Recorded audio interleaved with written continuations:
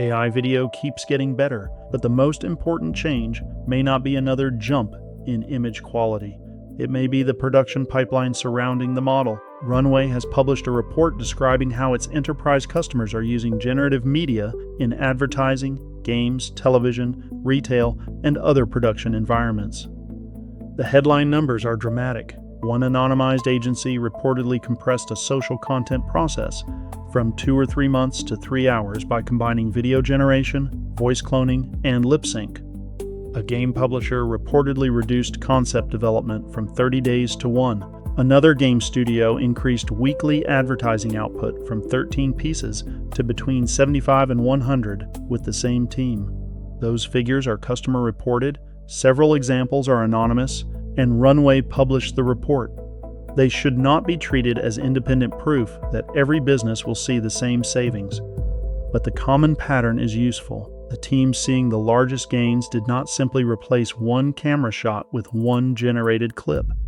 They redesigned the chain around the model.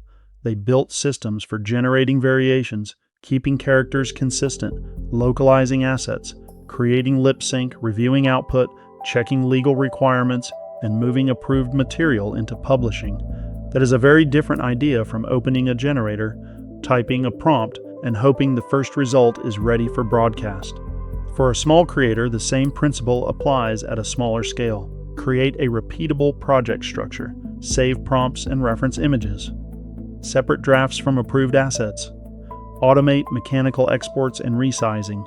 Keep human review at the points where brand, facts, rights, and taste actually matter. The useful metric is not how many clips the model generated. It is how much usable work reached the end of the pipeline. That is also why this AI signal experiment is interesting. Research, story approval, narration, visual synchronization, review, and publishing are separate stages.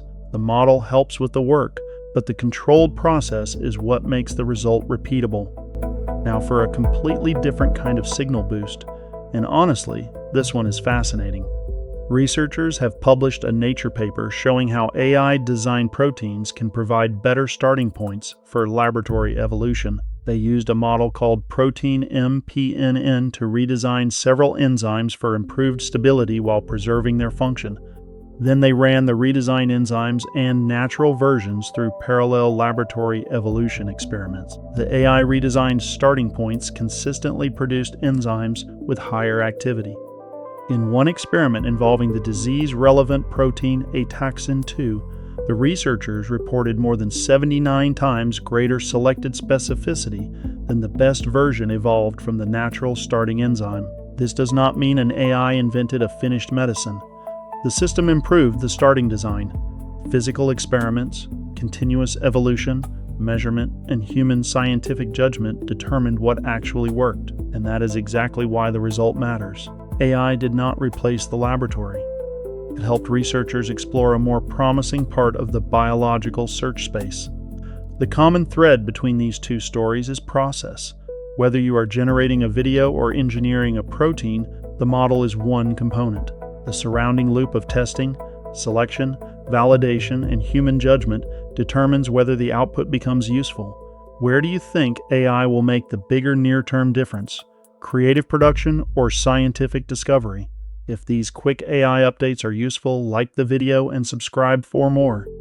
I'll keep tracking what changes and why it matters.